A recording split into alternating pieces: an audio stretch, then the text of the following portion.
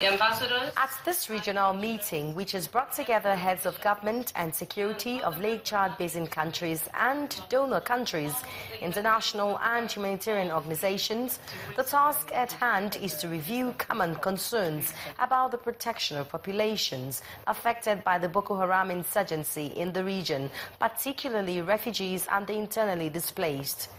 The United Nations Refugee Agency, UNHCR, mainly involved in humanitarian intervention in the region, is wary of the new humanitarian challenges in the Lake Chad Basin as victory mounts over the insurgency. It's violence, it's the erratic, arbitrary nature of conflict. It's the kidnapping that takes place. It's the family separation. It's the lack of documentation. These are all indeed protection problems.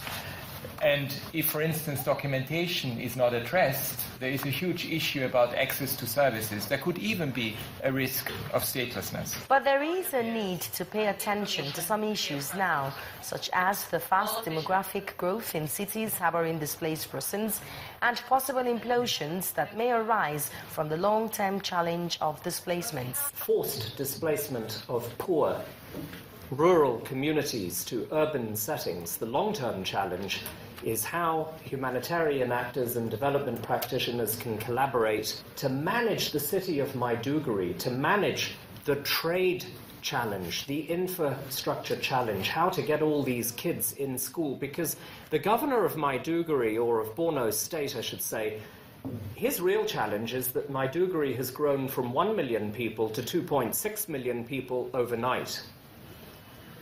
And many, many, many of these people will not go home. Notwithstanding the numerous complex protection challenges in the region, Nigeria Vice President Professor Yemi Osinbajo says the Lake Chad Basin governments cannot afford to fail. If, as it is, the expectation and hope of the millions who have entrusted power into our hands, we rise to the occasion, rally ourselves, friendly nations and compatriots in the development community, this looming darkness will only be the precursor to a glorious new dawn.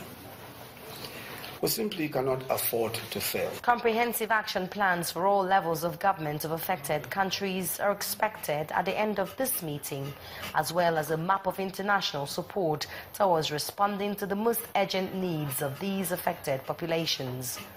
Omelogo Nadi Channels Television News.